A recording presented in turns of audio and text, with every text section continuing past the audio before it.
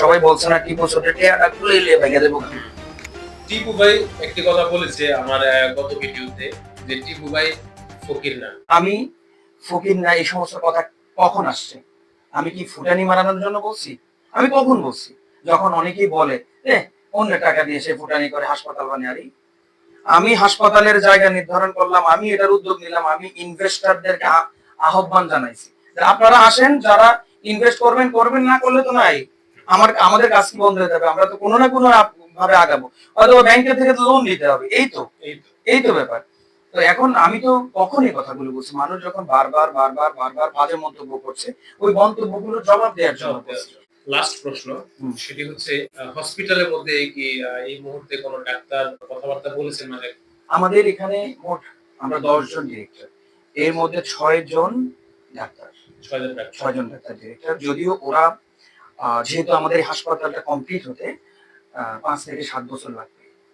এখন যদি ওরা নিজেদের পরিচয়টা উন্মোচন করে, এখন যেখানে আছে এখানে ওনাদের পজিশন হারাবে, ঠিক না? এই জন্য আমরা হয়তো তাদের আমি তো বলতে চাই, আমি একটা ডাক্তারদের ধারা করানো মানে কি আমার জন্য তো সুখবর, প্লাস পয়েন্ট। কিন্তু আমি তো ওদের কাছ থেকে অনুমতি পাচ্ছি না। আমি চাই তো, আমি প্রায় বলি ভাই আপনারা একটু আসেন, বিশ্বস্ততার জায়গা আরো তৈরি হবে। ভাই আমরা কি লাইফ ক্যারিয়ার ডেম করব? আমরা এক সময় আসে যাবো, একটা সময় মানবিক কাজ ওনার ডাইরেক্ট বলছে ভাই জীবনে বহুত কামাইছি, একটা সময় এত শরীর দুর্বল হবে, মানবিক কাজও করতে হবে। আমরা এই মানবিক কাজ করি আমরা, কিন্তু টাকা লয়ে যান, কিন্তু আপনার নাম প্রকাশ করেন না। এই যে প্রথম যখন টাকা আমরা যখন জায়গা টাকা নির্ধারণ করে সবাইকে বলি আসেন, সবাই বলছে না টিপু ছোট টেয়াটা খুলে নিয়ে ভেঙে দেবো, কিন্তু এখন প্রকাশ্যে হচ্ছে কিনা, অবশ্যই সবকিছু দেখছে কিনা, মানুষ করতেছে কিনা, দেখতে থাকুক না। টিপু ছোট বলে কই যাবে, কত দূর যাবে? শোনো, যারা অপকর্ম করে তারা নিজের আগে কখনো করে না, তারা দূরে যাইয়া জেলে হেঁটে চিন্তা না হেনে যে করে। টিপু চৌধুরী তো আগে কইছে নিজের ঘরে করবে, পরে হইলো অন্য জায়গায়, ঠিক না? তো আমি পরে বুঝলাম আমার ভিটা মাটা বাড়ি ঘর, আমি কুমিল্লার নিয়ে এত কিছু করলাম, ওই যে কুমিল্লার ট্রেন, কেউ কেউ অনেকে অনেক কথা বলে, কেউ ক্রেডিট লইতেছে। আরে ভাই টিপু চৌধুরী ক্রেডিট নিবে না কেন? এই টিপু চৌধুরী ছাড়া কেউ রেল স্টেশনে যায় দাঁড়াইয়া বলে নাই যে কুমিল্লার মানুষ কক্সবাজার যাইতে ট্রেন স্টেশনে ট্রেনটা থামাইতে হবে, কুমিল্লার মানুষকে নিয়ে যেতে হবে, কেউ বলে নাই।